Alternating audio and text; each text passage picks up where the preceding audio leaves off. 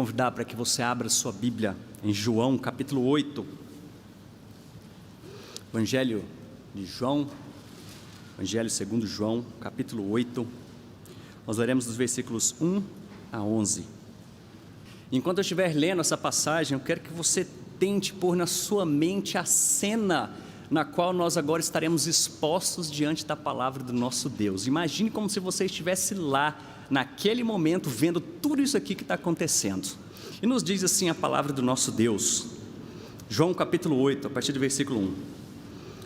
Jesus, entretanto, foi para o Monte das Oliveiras. De madrugada, voltou novamente para o templo, e todo o povo ia ter com ele, e assentado os ensinava.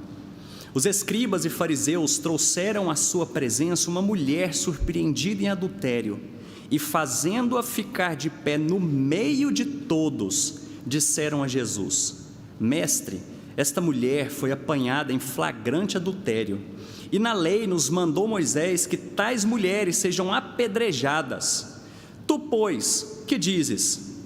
Isto diziam eles, tentando, para terem de que o acusar. Mas Jesus, inclinando-se, escrevia na terra com o dedo.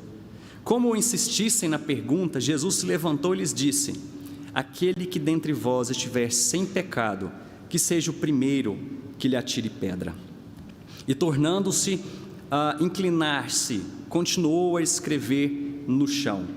Mas ouvindo eles esta resposta e acusados pela própria consciência, foram se retirando um por um, a começar pelos mais velhos até os últimos, ficando só Jesus e a mulher no meio onde estava. Erguendo-se Jesus e não vendo a ninguém mais além da mulher, perguntou-lhe: Mulher, onde estão aqueles teus acusadores? Ninguém te condenou? Respondeu ela: Ninguém, Senhor.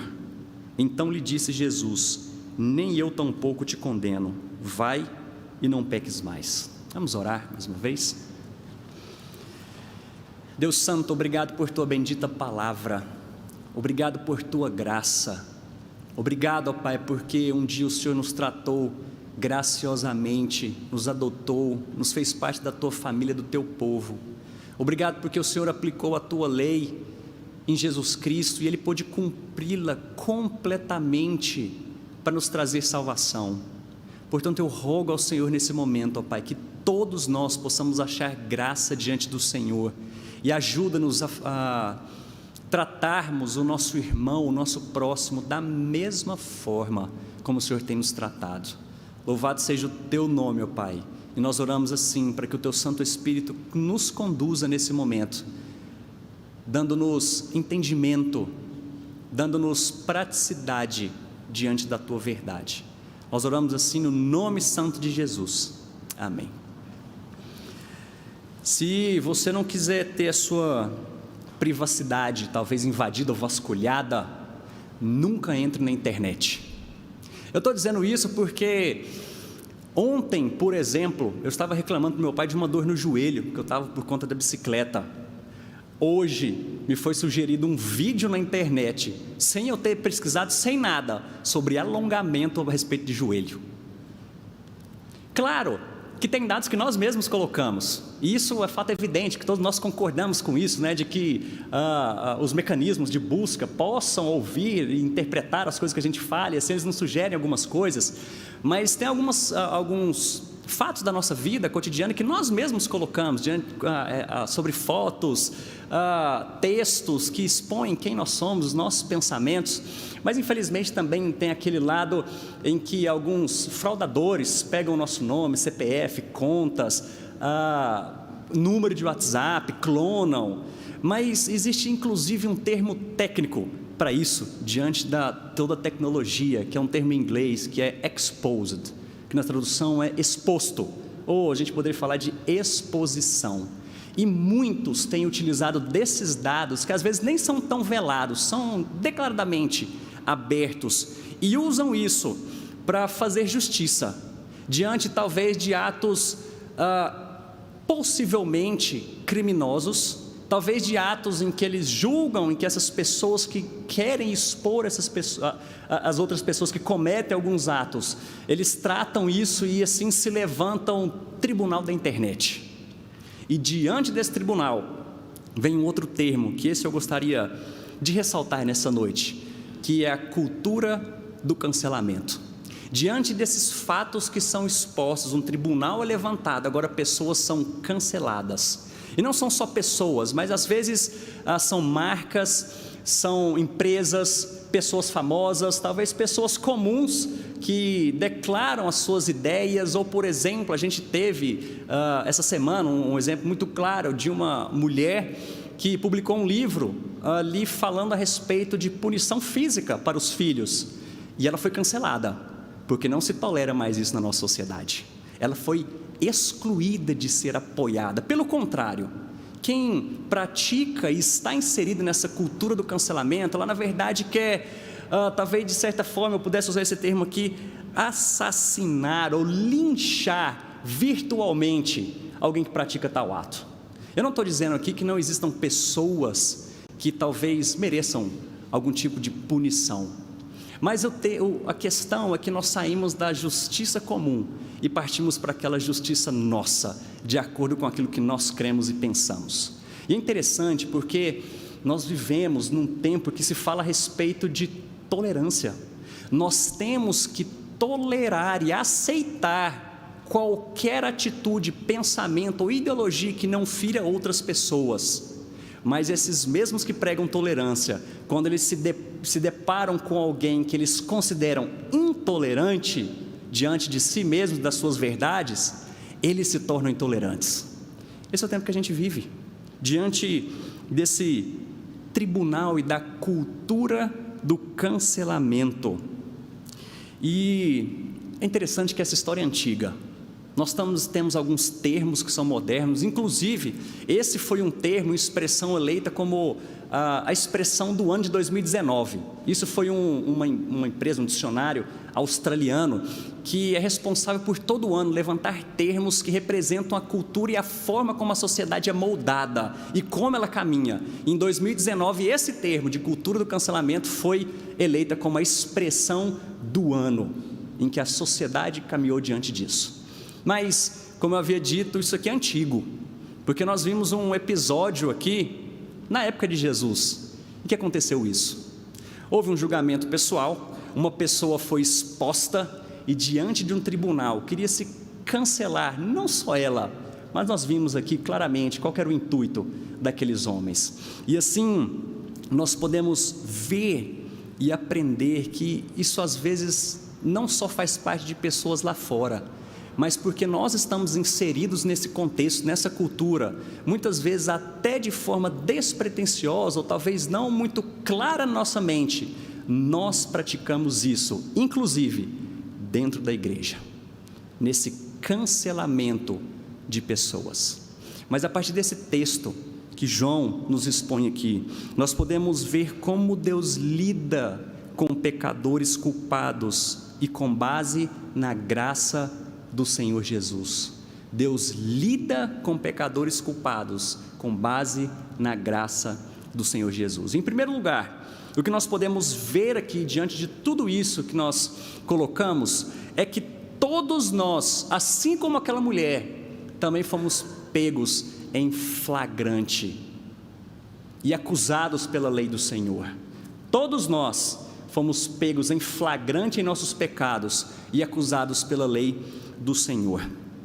Não se sabe exatamente qual a circunstância que aquela mulher foi flagrada em adultério. Não se sabe se aconteceu aquilo ali e aqueles homens ficaram sabendo e aquilo caiu como uma luva para eles, porque nós podemos ver nos textos anteriores, capítulos anteriores, que Jesus já estava sendo acusado de algumas outras coisas para que fosse preso pelas mesmas pessoas. Então não se sabe se aquele episódio aconteceu e falou, opa, peraí, vamos usar isso aqui, ou se aquilo foi de certa forma armado, porque nós não vemos aqui o homem também sendo trazido diante de Jesus. Não se sabe se ele fazia parte desse povo aqui, aquilo foi tramado, ou se deu tempo quando os escribas e fariseus chegaram, se deu tempo dele pular uma janela e sair correndo, não se sabe exatamente.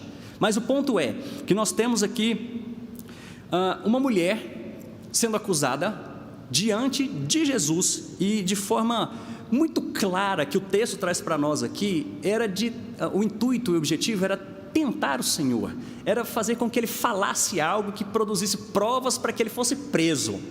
E qual que era o problema aqui diante dessa exposição daquela mulher em frente a Jesus? Se ele fala e concorda com aqueles homens, fala, realmente, diante da lei de Moisés, ela é culpada e ela precisa ser apedrejada. Dois problemas aqui. Primeiro, que quando a gente olha um pouquinho para trás em João 3,17, Jesus vem falar, eu não vim para julgar, eu vim para salvar. Ele já estava caindo por terra aí a missão dele. Segundo, que um judeu não poderia praticar esse tipo de acusação e fazer com que a pessoa seja apedrejada, porque eles estavam diante da lei romana, e só um romano poderia fazer isso aqui. Jesus, de qualquer forma, se tivesse concordado com isso aqui, já era. Mas se ele também fala, para com isso, gente, deixa essa mulher embora, ele seria acusado agora de estar conivente com o pecado. Olha, Jesus aqui está de brincadeira, né? Uma mulher adúltera foi pega em pecado aqui diante da lei, agora Jesus está abrindo mão disso daqui. Mas então, nós podemos ver diante desse episódio que todos nós fomos também apanhados no ato do pecado. Eu creio que todos aqui, sem exceção, já passaram por alguma experiência humilhante de estarem fazendo ou praticando alguma coisa que sabia que era errado. Talvez uma discussão mais acalorada dentro da sua casa e uma janela aberta e um vizinho seu viu. Ou talvez, isso não é muito incomum, você foi mandar uma mensagem para alguém ou para algum grupo e ali continha algo que não deveria um cristão escrever, e você manda para um grupo sem querer, e quando você já vai apagar não deu tempo. Conheço pessoas que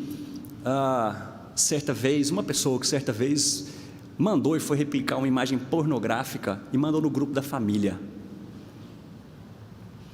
Mas o fato é de que mesmo que a gente consiga esconder os nossos pecados de qualquer outra pessoa, sejam próximos ou não, talvez da internet, mas quando nós vamos para textos como Hebreus capítulo 4 versículo 3, a coisa começa a ficar séria. Porque o texto ali fala, o autor aos Hebreus, capítulo 4, versículo 3, fala que nada está encoberto diante do nosso Deus. Os olhos dele estão sobre nós. Por isso que eu volto a repetir que todos nós fomos pegos em flagrante diante do nosso pecado. Nada está oculto diante do Senhor. Mas veja que não é só aquela mulher que esse texto aqui fala a respeito do seu pecado e foi pego em flagrante, mas aqueles homens também estavam praticando o pecado. E por quê? A gente vê aqui que eles praticam o pecado, em primeiro lugar, diante daquela mulher, porque quando nós vamos para Deuteronômio 22, a lei de Moisés é muito clara falando a respeito disso, de alguém que era pego em adultério. Se fosse alguém casado, eles deveriam sim sofrer a pena, mas não se fala em apedrejamento, eles seriam condenados à morte diante do adultério, mas não se fala de apedrejamento. Porém, o texto continua dizendo que se uma mulher fosse noiva e fosse pego em adultério, ela sim sofreria o apedrejamento, morte por apedrejamento. E se a gente coloca aqui dentro de uma cultura judaica, naquele tempo, talvez uma moça que estivesse noiva, e supondo aqui, talvez tivesse ali seus 13, 14 anos de idade. Agora imagina uma adolescente diante de um templo. A gente não sabe, porque o texto começa dizendo que Jesus de madrugada foi ao templo e todo o povo ia ter com ele, e assentados ensinava. Nós não sabemos se todo esse povo estava diante de Jesus daquela cena, ou se simplesmente chegaram aqueles homens, mas independente desse fato, o que nós vemos aqui que é uma situação extremamente embaraçosa e humilhante. Aqueles homens não estavam preocupados simplesmente com a decência e moral da lei, do povo de Deus daquela cidade. Eles humilharam, eles montaram um tribunal deles no qual nem eles poderiam estar fazendo. Mas não pecam só contra aquela mulher, mas o intuito deles, isso mostra o coração daqueles homens, porque eles pecaram contra o Senhor Jesus Cristo. E aconteceu que a lei deu munição para eles usarem contra aquela mulher e contra Jesus. Eles estavam usando agora as Escrituras, usando a lei do Senhor para julgar os outros. Mas o interessante aqui é que eles não julgavam a si mesmos. E isso infelizmente, acontece no meio do povo de Deus. Gente que talvez se ache acima da lei e às vezes usa as escrituras para justificar não só os seus pecados, mas para pecar contra os seus irmãos e bem provavelmente contra o nosso Deus. E assim, a gente vai para alguns outros textos que mostram a respeito disso. Por exemplo, Romanos. Paulo vai falar muito a respeito dessas coisas, em que a santa lei de Deus nos condena a todos por causa do nosso pecado. E aí a gente vê a conclusão que ele chega em Romanos 3:23, pois todos pecaram e carecem da glória de Deus. Se a gente voltar um pouquinho antes ainda, mesmo no capítulo 3, ele vai falar, não há um justo sequer, não há quem busque a Deus. Essa é a nossa condição de pecadores. Em julho de 2019, ano passado, um fato ficou muito conhecido no nosso país, porque uma jovem de 24 anos, um dia antes do seu casamento, foi abandonada. O noivo falou que não queria mais casar com ela, mas estava tudo pago, tudo pronto, tudo ajeitado lá, tudo arrumado para esse casamento acontecer, e ela foi nesse casamento, e divulgou, e naquele momento ela casou consigo mesma. Ela falou, olha, agora eu vou ser feliz, e não interessa o que aconteceu aqui, é bola para frente, eu vou casar comigo mesmo, eu me basto. E era uma pessoa de certa influência aí, meio digital. Só que o tribunal digital, o tribunal virtual, foi montado. E essa mulher, já passando por algo terrível de um abandono no seu casamento, agora começa a ser linchada diante de comentários maldosos por conta dessa atitude. E eu não estou aqui para julgar essa questão em si. O que eu estou falando é o que veio para ela e chegou para ela, tá bom? Daqui a pouco a gente vai falar sobre essas coisas. Mas poucos dias depois, notícia que essa mulher se suicidou, porque não aguentou. Já a dor de um abandono e ainda ter que lidar com a sua vida exposta diante desse tribunal e agora cancelada por conta dessa atitude. Mas algo mais recente que aconteceu nessa semana, nós vimos aí, isso foi público, eu acho que todos aqui ficaram sabendo, de uma empresa e uma indústria de cosmético, né, que vende produtos aí de beleza, que escolheu para fazer uma campanha para o Dia dos Pais, um homem transgênero. E aí foi lá para os Trending Topics, né, que é uma rede social aí que dita quais as tendências, os tópicos de tendência que mais estão em alta e que as pessoas mais estão falando na internet. E isso foi lá, pessoal boicotando essa empresa. Ou seja, o tribunal entrou em ação. A cultura agora do cancelamento e fala, ninguém pode mais apoiar essa empresa, sequer essa pessoa que está fazendo a campanha. E começou agora a enxurrada de insultos, de coisas ruins. E mais uma vez eu falo, daqui a pouco nós vamos tratar a respeito de questão do pecado, da sexualidade e tudo mais. Mas eu estou falando para vocês a respeito desse ato. E bem provável que alguns de nós aqui entraram nessa, de cancelar uma empresa ou pessoas por conta de ideais ou propostas que não são adeptas à nossa, ou parecidas com a nossa. Como eu disse, nós não vamos tratar a questão do pecado não, do lado de lá. Eu estou tratando e olhando para nós aqui, porque o que me mostra é que talvez a gente não está preparado simplesmente para ter atos como esse de Jesus aqui. Ou talvez a gente fique olhando para um fariseu e pense, olha só que fariseu, hein? Usando a lei de Deus, se acham melhores do que essa mulher. E eles faziam isso muitas vezes, né? Inclusive a gente tem uma história lá, de uma parada que Jesus conta, de um olhando, batendo no peito, eu falei, eu dou dízimo, eu faço as coisas, né? Eu sou melhor. E aí tinha um outro publicano lá, assim, ele não levantava o rosto, ele falou, não sou digno, sequer de olhar. E aí Jesus fala, teve um que voltou justificado para casa. E a gente olha para pessoas assim, que ilustram essas campanhas, como essa pessoa, ou como qualquer outra, e eu falo, coitado, eu vou ser contra, eu vou cancelar. Talvez, porque lá no fundo eu estou pensando, eu sou melhor do que ela, afinal, a lei está do meu lado. E o que nós precisamos ver aqui, é que todos nós, queridos, somos pecadores, todos nós.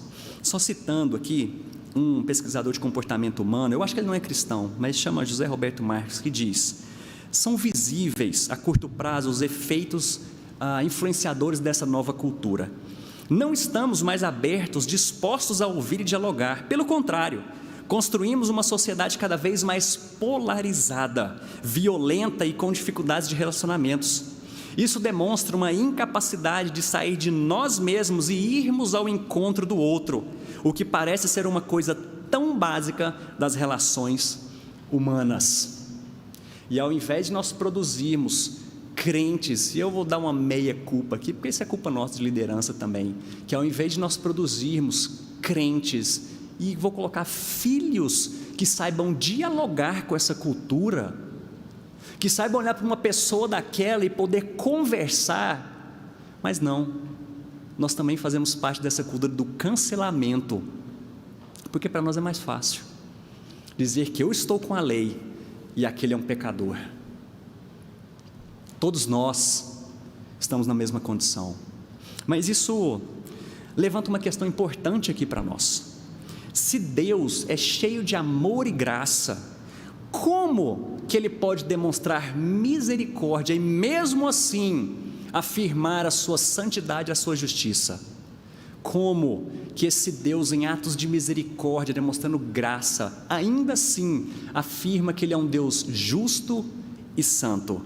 É o que a gente vê aqui, porque em segundo lugar, a graça e o amor de Deus jamais negam a sua verdade ou a sua justiça, porque perceba bem, que em nenhum lugar dessa história aqui, Jesus desculpa o pecado daquela mulher ou tolera o que ele tinha feito, mas no entanto, ele mostrou graça. E além disso, Jesus lida com os pecadores, primeiro aplicando a lei e a verdade de Deus a eles. Vejam só que aqueles homens usaram, claro, o que Moisés havia dito ali diante de Jesus. E qual que foi a atitude de Jesus diante daquele cenário? Aqueles homens chegam com a mulher, acusam e falam: na lei, e eles chamam aqui de mestre, não é à toa não, fala, mestre, conhecedor da lei. Essa mulher foi pega em adultério. O que Jesus faz? Ele está sentado e começa a escrever na areia. Ninguém sabe exatamente, ninguém sabe o que Jesus estava escrevendo ali. Alguns acham que ele estava escrevendo a respeito da lei, o que era a lei, ou alguma coisa sobre ele, mas por especulação. O fato é que ele estava escrevendo ali e aqueles homens insistem. Calvino vai dizer que Jesus simplesmente estava ignorando. Não, vocês não são dignos nem de dar ouvido para vocês, eu estava aqui ensinando, passei a madrugada aqui ensinando, estou cansado e vocês vêm com essa história agora. Mas enfim, ele passa ali e ele dá corda para aqueles homens, eles repetem: Senhor, está ouvindo? Essa mulher que foi pega. Ele se levanta e agora aplica a lei para eles, demonstrando a justiça, mas não diante daquela mulher por enquanto, mas para eles mesmos, e fala: quem aqui não tiver pecado, atire a primeira pedra, ou atire a pedra, pode atirar. Jesus não estava simplesmente livrando aquela mulher, ele está falando: se alguém que não tem pecado, pode atirar, vamos lá, a gente não tem que cumprir a lei? Se vocês também são cumpridores, façam isso. E é interessante que o texto segue aqui dizendo que aqueles homens, versículo 9, ouvindo eles a resposta e acusados pela própria consciência, foram se retirando um por um, a começar pelos mais velhos até os últimos, ficando só Jesus e a mulher. Eu só preciso fazer um parênteses aqui, porque muitos usam esse texto de forma errada, falando que ninguém pode me julgar. Está vendo? Quem é você? Atira a primeira pedra. Eu me lembro, numa banda que eu tocava na igreja, e alguns dos membros lá não estavam tendo uma conduta muito cristã. E aí chegou um pastor, um presbítero, e foi exortá los. Falou: olha, eu estou sabendo de algumas atitudes aqui, que alguns aqui da banda estão tendo, e eu não vou deixar mais vocês tocarem. Se não mudar de postura, eu não vou deixar tocar. E uma pessoa se levantou, falou para o pastor: só Deus pode me julgar. Quem o senhor está achando que é para falar que eu não posso tocar na igreja? Está falando que eu não sou crente? Você está julgando o meu coração? A gente está conversando ontem com os jovens, né, nosso encontro lá que a gente tem semanal, falando a respeito exatamente da questão do julgamento aqui, né? E o povo hoje fala, ninguém pode me julgar, né? Mas a história não é assim, não. Jesus aqui não está falando que ninguém pode julgar a ninguém. E quando a gente vai para alguns outros textos, por exemplo, Mateus capítulo 7, João 7, 24, 1 Coríntios 5, 12, vou pegar aqui talvez o mais conhecido aqui, que Mateus 7, né, que fala, cuidado, que você está julgando, a trave do teu olho está muito maior do que o argueiro do outro. Hipócritas, cuidado. E aí Paulo vai usar a questão, né, fala, cuidado com o julgamento, porque você que está julgando alguma coisa, pratica as mesmas coisas. E o que é condenável é a hipocrisia diante disso. Mas não é simplesmente julgamento. Quando a gente vai para esse trecho de 1 Coríntios, Paulo espera que a igreja julgue-os de dentro. Inclusive nós temos dentro do nosso código de disciplina da igreja, entendendo que isso é bíblico, que os líderes julgam e disciplinam aqueles membros que não estão de acordo com essa doutrina. E aí, quando a gente olha, né, para João 7, 24, Deus vai dizer, eu espero que vocês julguem pela reta justiça. Tem a ver com a palavra de Deus. Agora, deixa de hipocrisia. É esse tipo de julgamento que nós estamos falando aqui. Não é agora essa história, não use isso, jamais, para falar, ninguém pode, atire a primeira pedra. Não é isso aqui não. Vai usar texto fora de contexto aqui, certo? Mas o que ele está dizendo para nós é isso. Que ele usa a lei, primeiro para aqueles homens. Mas é interessante que quando eles são confrontados diante da lei do Senhor, ao invés deles se prostrarem diante do Mestre de Jesus, entendendo, falou, Senhor, o Senhor tem razão. Mas aqui fala que acusados pela consciência, aquela palavra de Jesus atingiu em cheio o coração e a alma daqueles homens. Mas ao invés de se prostrarem, eles preferem se retirar envergonhados. Que esse não seja o modelo e o exemplo para nós, que diante da acusação que a lei faz nos nossos pecados, que a gente não simplesmente se sinta, não só culpado, mas um peso na consciência, e dê as costas para o Senhor, mas que Deus tenha misericórdia de nós, para nos prostrarmos diante dEle, confessando as nossas falhas, os nossos erros, os nossos pecados. Mas talvez vocês estejam se perguntando, mas e essa mulher? Ele não aplicou a lei? Sim, ele aplicou a lei. Primeiro para aqueles homens que se consideravam justos diante de si mesmos, aqueles que se consideravam santos diante da lei. É assim? Ok, julgamento é de vocês agora, manda ver, tem pecado? Não? Ok, Jesus atingiu o coração deles. Mas como ele aplica a lei para aquela mulher?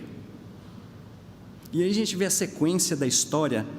Versículo 10 fala, erguendo-se Jesus e não vendo ninguém mais além da mulher, perguntou, mulher, onde estão aqueles teus acusadores?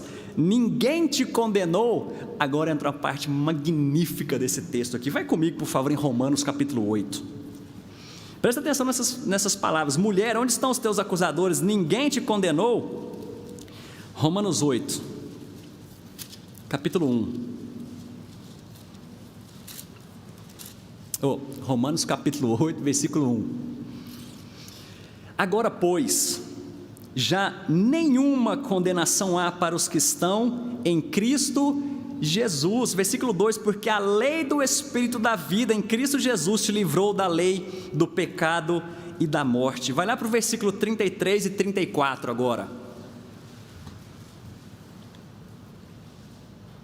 Quem tentará acusação contra os eleitos de Deus? É Deus quem os justifica. Quem os condenará? É Cristo Jesus quem morreu, ou antes, quem ressuscitou, o qual está à direita de Deus e também intercede por nós. Agora veja de novo a pergunta de Jesus, onde estão os teus acusadores? Ninguém te condenou? Como que Jesus aplicou a lei nela aqui? É a resposta que ela dá, versículo 11, respondeu ela, ninguém, Senhor.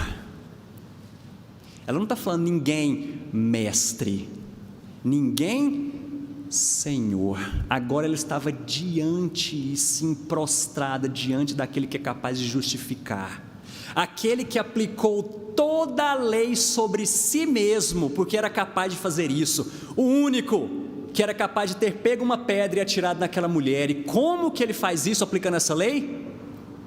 Demonstrando graça, derramando misericórdia sobre aquela mulher diante dos seus pecados.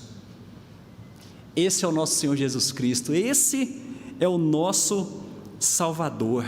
Mas entenda que isso aqui, usando uma expressão do Bonhoeffer, né? Isso aqui não é uma graça barata, ela tem custo.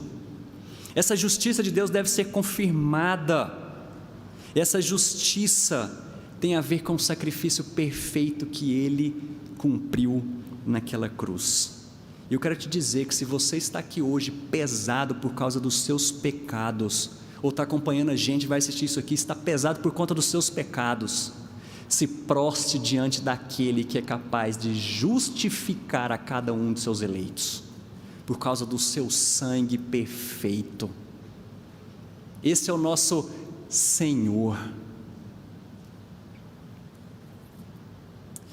E assim nós aprendemos, em último lugar, que a graça de Deus, ela é base para uma vida santa. E aí Jesus vai dizer, no final do versículo 11: então lhe disse Jesus: nem eu tampouco te condeno.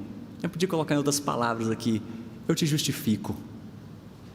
Mas ele segue dizendo: vai e não peques mais. Nós vemos aqui uma ordem dessas palavras, elas não são aleatórias. Ele está dizendo: nem eu tampouco te condeno. Eu sou o seu justificador, eu sou o seu Senhor.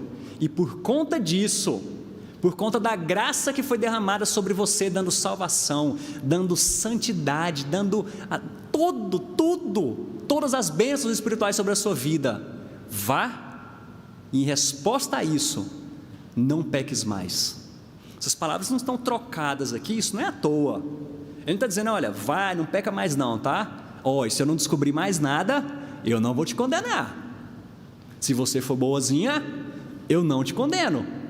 Mas ele disse: eu estou derramando graça infinita sobre a sua vida. Eu não te condeno. E por conta disso, vá e não peques mais. Essa é a graça que o nosso Senhor derrama sobre nós. Mas num outro olhar aqui, a gente já partindo para a nossa conclusão, essa história que nós lemos e conversamos sobre ela aqui, meditamos nela nessa noite, é o resumo de todo o Evangelho, é o resumo das boas novas. Por que esse texto está mostrando aqui para nós? Que todos nós somos pecadores, não há um justo sequer diante de Deus. Em resposta a isso, o que nós merecíamos? Era exatamente: a lei nos pune, ela nos condena por causa dos nossos pecados. Mas então vem a boa notícia, que aquele Senhor, Filho de Deus, Salvador, morreu na cruz para pagar exatamente pelos pecados dos seus. Ele que era perfeito, homem santo e justo, foi capaz de fazer isso. Agora Ele derrama graça sobre nós, e agora Ele vai dizer: por conta disso, não pequem mais. Vocês agora têm um Espírito que habita em vocês, que os capacita a lutar contra cada pecado da sua vida. Vá e não peques mais. Que voz que você tem ouvido? E a gente encontra duas vozes aqui. Uma de alguns acusadores, e é bem isso que Satanás faz conosco, levanta na nossa face os nossos pecados. Aquele que acusa com o intuito de destruir, talvez a nossa reputação, mas em último lugar, ou talvez o principal, o nome de Cristo. Mas nós temos um outro lado, aquele que oferece graça. E diante não só dos nossos pecados, mas quando a gente olha para as outras pessoas, que voz que você tem ouvido? Que tipo de política você tem praticado na internet? talvez antes de mandar aqueles textões, talvez antes de você estar inserido e querer praticar essa cultura do cancelamento, talvez você deva olhar para Jesus e também tratar o próximo com graça, com a mesma graça que você foi alcançado. Finalizando, qual que deve ser o nosso comportamento diante dessas coisas, diante de todas as situações? Será que a gente tem que boicotar mesmo, cancelar? Eu acho que tem algumas coisas que precisam sim, algumas heresias, algumas coisas difíceis da gente tolerar. A gente não tem que consumir e trazer isso para dentro da nossa casa mesmo, não. Mas agora, existem outras coisas que a gente consegue dialogar. Pessoas, trate pessoas com graça, cuidado com a sua língua, cuidado com os seus dedos ferozes, haja com misericórdia e vá, e não peques mais. Vamos orar.